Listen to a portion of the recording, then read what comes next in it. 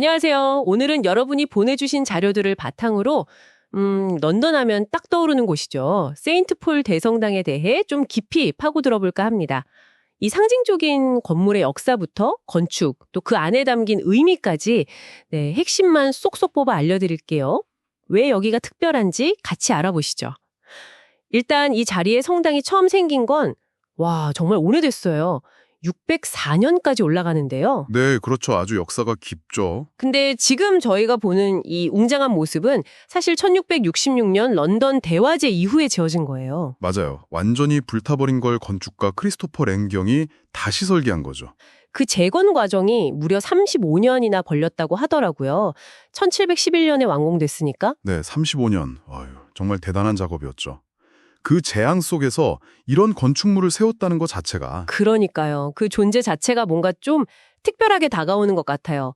건축 양식도 보면 르네상스랑 바로크가 이렇게 잘 섞여 있잖아요. 네, 절묘하게 조화를 이루고 있죠. 특히 그 거대한 돔, 높이가 110m, 지름이 33m라고 하던데 정말 압도적이더라고요. 그렇죠. 로마 성 베드로대 성당 다음으로 큰 교회돔이니까요. 그 규모가 대단합니다. 그런데 이게 그냥 크기만 한 게 아니라고요. 전문가 입장에서 보시기엔 어떤 점이 더 중요할까요? 맞습니다. 이 돔은 단순히 크기 경쟁을 한 게 아니고요. 300년 넘게 런던 스카이라인의 어떤 기준점, 중심 역할을 해왔다는 게 중요해요. 그리고 르네상스의 장엄함이랑 바로크의 그 역동성 있잖아요. 그걸 딱 결합시킨 레네의 디자인이 당시 영국 건축의 자부심이었고, 나아가서는 이후에 워싱턴 국회의사당이나 파리 판테온 같은 건물들에도 영향을 줬다는 거. 그러니까 권위나 위엄을 나타내는 어떤 건축 양식의 모델이 된 거죠. 건축사적으로 굉장히 의미가 깊습니다. 아, 그렇군요. 그냥 큰 돔이 아니었네요. 그럼 성장 안으로 좀 들어가 볼까요? 내부도 정말 화려하던데요. 대리석 기둥하며. 네, 그렇죠.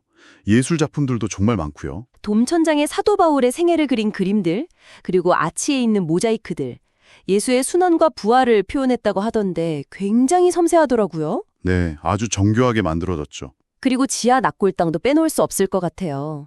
거기 넬슨 제독이나 나이팅게일 같은 분들이 잠들어 계시다고요. 한 200명 정도 된다고 들었는데? 네, 맞아요. 넬슨 제독, 웰링턴 공작, 처칠 수상도 있고 나이팅게일도 있고요. 영국 역사에서 정말 중요한 인물들이죠. 그렇게 많은 분들이 거기 모셔져 있다는 건 어떤 의미일까요? 그냥 유명인 묘지 같은 건 아닐 텐데요. 그렇죠. 그게 바로 세인트폴 대성당이 단순한 종교시설을 넘어서 국가의 역사와 정신을 기리는 국민적 판테온 역할을 한다는 걸 보여주는 거예요. 그러니까 종교 건물이면서 동시에 영국이라는 공동체의 기억을 담는 저장소 같은 거죠. 2차 세계대전 전사자 추모비도 있고요. 아, 그래서 왕실 결혼식이나 국장 같은 중요한 국가 행사들도 여기서 열리는 거군요. 네, 바로 그 위상을 보여주는 거죠. 특히 2차 세계대전 때 그 럴던 대공습 속에서도 기적적으로 살아남은 이야기는 너무 유명하잖아요. 그 까만 돔 사진이요. 네, 정말 상징적인 장면이죠. 그 사건이 이 성당의 의미를 더 특별하게 만들었겠어요? 그럼요. 그건 정말 결정적이었습니다. 폭격으로 주변이 다 폐허가 됐는데 그 연기 속에서 성당돔이 굳건히 서 있는 모습. 그게 그냥 건물이 살아남았다 이건 넘어서 절망 속에서도 꺾이지 않는 영국 국민들의 의지, 또 회복력, 그 자체를 보여주는 상징이 된 거예요. 그래서 단순한 문화유산이 아니라 정말 국가 정신의 어떤 강력한 아이콘으로 자리 잡게 된 겁니다. 정말 듣고 보니 더 대단하게 느껴지네요. 그럼 이 상징적인 장소를 직접 방문하고 싶은 분들을 위해서 실용적인 정보도 좀 짚어주시죠. 그 돔까지 올라가는 계단이 엄청 많다고 들었어요. 네, 맞습니다. 총 528개 계단이에요. 528개요? 이거 보통 일이 아니겠는데요. 체력이 좀 필요하겠어요. 그렇죠. 좀 힘들 수 있는데 그래도 올라가면 그만한 보상이 있습니다. 위스퍼링 갤러리, 스톤 갤러리, 그리고 맨 위에 골든 갤러리까지 올라가면 런던 시내를 360도로 쭉 볼 수 있거든요. 아, 그 파노라마 뷰는 정말 멋지겠네요.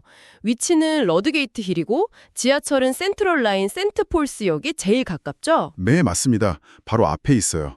그리고 템스강 건너편 테이트 모던 미술관이랑 밀레니엄 브리지로 바로 연결되어 있어서 같이 둘러보기에도 좋습니다. 오, 동선작이 좋네요. 운영 시간은 어떻게 되나요? 보통은 월요일부터 토요일 오전 8시 30분부터 오후 4시 30분까지 개방하는데요. 이게 특별 행사나 예배 때문에 바뀔 수가 있어요. 그러니까 가시기 전에 공식 홈페이지에서 시간을 꼭 확인하시는 게 좋습니다. 아, 홈페이지 확인 필수군요. 일요일은 좀 다른가요? 네, 일요일은 주로 예배 중심으로 운영돼서 일반 관광객 입장은 제한될 수 있습니다. 그리고 입장료가 있는데 온라인으로 미리 예매하시면 줄 서는 시간도 아끼고 조금 더 편하실 거예요. 그렇군요. 아, 근데 순례 목적으로 가시는 분들은 무료라고요? 네, 맞습니다. 기도나 예배 참석 목적이면 무료로 입장 가능합니다. 자, 오늘 이렇게 세인트폴 대성당에 대해 쭉 살펴봤는데요. 정말 단순하게 오래된 건물이 아니라 런던의 역사를 품고 있고 또 놀라운 건축 기술을 보여주고 심지어 역경 속에서도 희망의 상징이 된 아주 특별한 곳이라는 걸 다시 한번 느꼈습니다. 네, 그렇죠. 이 대성당이 여러 번의 파괴와 재건, 그리고 전쟁 속에서도 어떻게 계속해서 도시의 중심이자 사람들의 정신적인 기둥으로 남아있을 수 있었을까? 이걸 생각해보면 참 흥미로운 질문이 떠오르는 것 같아요.